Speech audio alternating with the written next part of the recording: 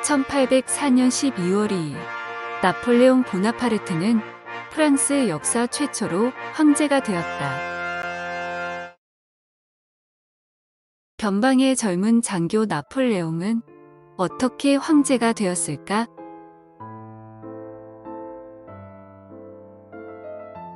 1769년 나폴레옹은 프랑스령인 지중해 코르시카 섬에서 팔남매 중 둘째로 태어났다. 아버지는 이탈리아계 변호사로 귀족회의 의원이었다. 나폴레옹은 9살에 프랑스로 이주하여 1784년 파리 육군 사관학교에 입학했다. 아버지의 사망 후 1785년 직업군인이 되어 16세의 나이에 소위로 임관하였다. 부패한 절대왕정에 저항하여 새로운 사회를 건설해낸 최초의 시민혁명. 나폴레옹은 1789년 프랑스 대혁명이 발생하자 급진파인 자코뱅당을 지지하였다. 루이 16세와 왕비가 단두대에서 참수되자 두려워진 유럽의 군주들이 대프랑스 동맹을 결성했다. 대프랑스 동맹은 영국을 중심으로 유럽 국가들이 프랑스 제국의 타도를 목적으로 7차례에 걸쳐 결성한 동맹이다. 프랑스 제국은 전 유럽을 상대로 전쟁을 치르게 된다. 프랑스 혁명 사상이 자국민들에게 전파되는 것을 차단하고자 프랑스를 침입하여 프랑스 혁명군을 격퇴시켰다. 툴룽왕 전투에서 젊은 장교 나폴레옹은 뛰어난 전술로 승리한 후 준장으로 진급하였다. 무장공개한 왕당파를 대표로 진압한 나폴레옹은 파리의 치안 담당 사령관으로 임명되었다.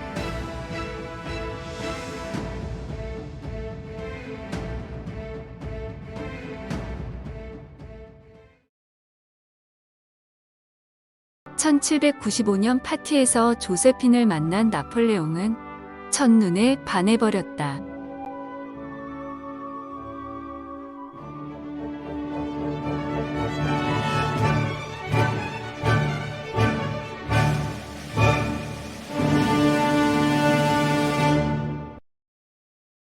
조세핀은 두 아이를 둔 6살 연상의 이혼녀로 여성적인 매력과 품위 있는 자태로 사교계의 여왕이었다.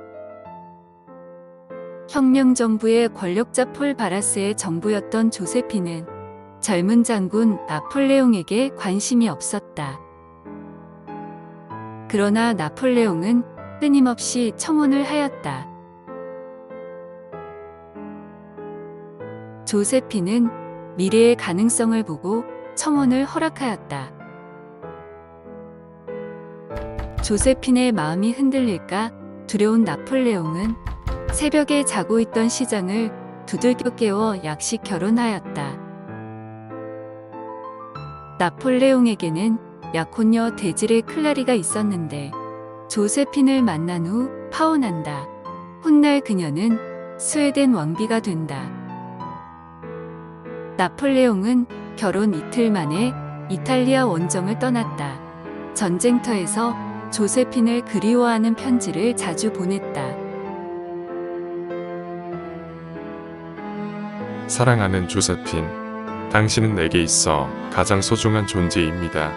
당신과 함께 있는 순간들은 나에게 큰 행복을 주고 당신의 사랑은 내게 힘과 용기를 줍니다. 조세핀, 당신은 내게 있어 가장 아름다운 여인입니다. 당신의 미소와 품위는 나를 매료시키고 당신의 온기는 나를 안정시킵니다. 당신과 함께하는 시간은 내게 있어 가장 소중한 보물입니다.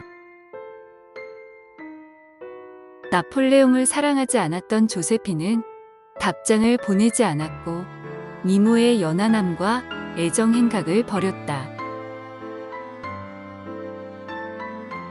당신은 나에게 전혀 편지를 쓰지 않는군요. 당신은 나를 사랑하지 않는군요. 곧 당신을 내 품에 안을 수 있기를 바랍니다. 그러면 타오르는 뜨거운 이 맞춤으로 당신을 사랑할 것입니다. 이탈리아 원정에 승리하고 돌아온 나폴레옹에게 프랑스 시민들은 환호하였다. 혁명 정부는 인기가 높아진 나폴레옹을 견제하기 위해 이집트로 파병하였다.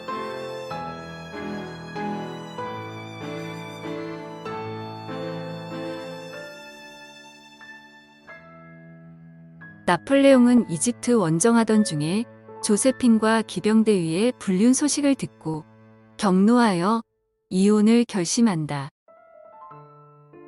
나는 더 이상 당신을 사랑하지 않습니다. 당신은 사악하고 비열하고 짐승 같은 매춘부입니다.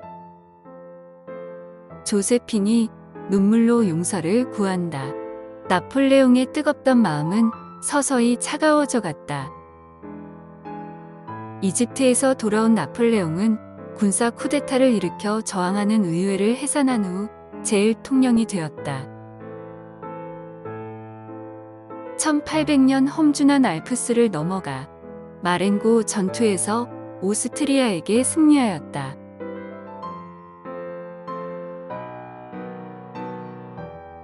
아미행 조약, 영국과 평화협정으로 10년의 전쟁이 끝나자 나폴레옹은 프랑스 국민들의 영웅이 되었다.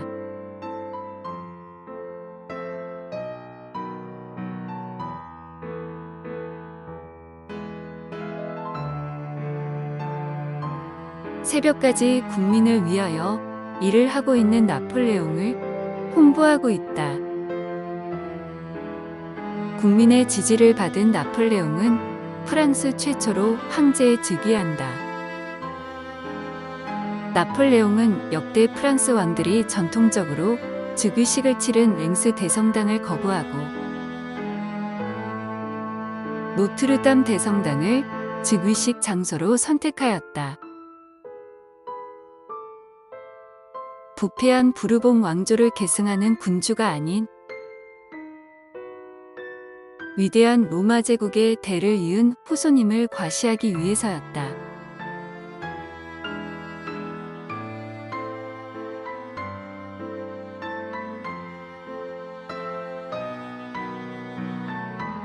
조세핀과 사이가 안 좋은 어머니와 누이들이 참석하지 않았지만 나폴레옹의 요청으로 그려졌다.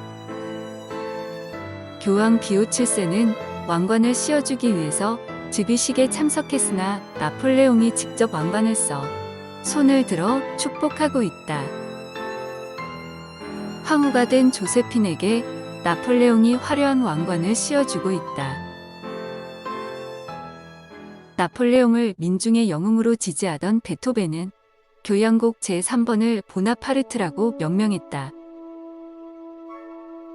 그러나 나폴레옹이 황제가 되자 분노하며 보나파르트라고 적혀있던 악보의 표지를 찢어서 내팽개친 것으로 전해진다. 제목도 영웅으로 변경했다. 황후로 즉위한 조세핀의 사치는 더욱 심해졌다. 조세핀의 사치 덕에 파리의 의상실과 보석상은 떼돈을 벌었다. 황후가 된 조세핀은 더 이상 바람을 피지 않고 나폴레옹을 사랑하게 된다. 파리 근교 아름다운 말메종 성에서 주로 머물렀다. 이때가 가장 행복했던 시간으로 기억된다. 적자를 낳지 못한다는 이유로 조세핀에게 이혼을 통보한다. 조세핀은 오열하며 실신한 척 쓰러졌지만 나폴레옹은 차갑게 돌아선다. 이혼 후 풍족하게 살 수 있도록 재정적으로 충분히 지원해 주었다. 오스트리아 공주 마리루이즈와 재혼한다. 결혼 전 나폴레옹에 대한 소문으로 두려워했으나 그의 다정한 태도에 사랑하게 되었다. 1811년 3월 20일 마리 루이즈는 나폴레옹 2세를 출산하였다. 나폴레옹은 기쁨의 눈물을 흘리며 로마왕으로 정했다. 나폴레옹이 세인트 헬레나에 유폐된 후 나이페르크 백작과 재혼하여 4명의 아이를 낳는다.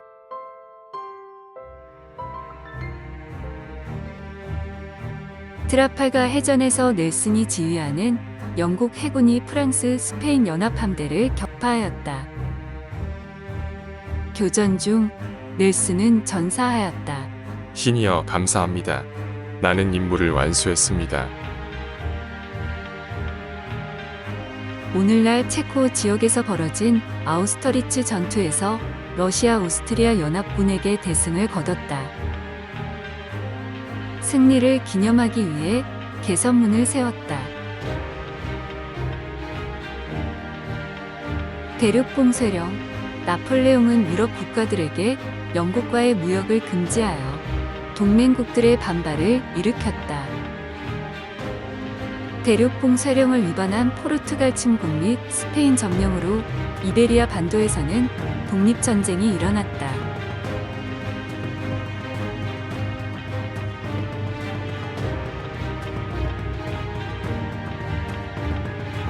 러시아 원정. 영국과 무역을 한 러시아를 침략해 모스크바를 점령했으나 러시아군은 모스크바를 불태운 후 철수했다. 추위와 배고픔에 시달리던 프랑스군은 결국 퇴각하였다. 철수하는 프랑스군의 뒤를 쫓아온 러시아의 공격으로 대패하였다. 라이프치히 전투. 프랑스의 대패를 목격한 유럽 각국은 일제히 반 나폴레옹의 기치를 내걸었다. 라이프치히 전투에서는 동맹군에게 포위 공격당하여 대패한 후 프랑스로 후퇴했다.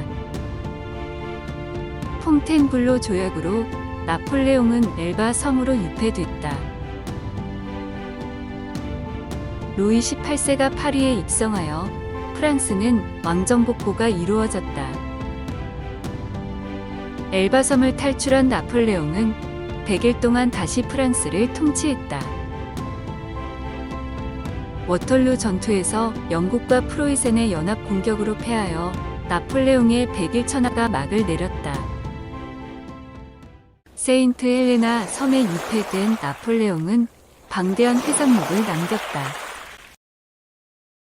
52세에 사망하였는데 공식적인 사인은 위암이라고 알려져 있다. 마지막 남긴 말은 프랑스 육군 총수 조세핀이었다.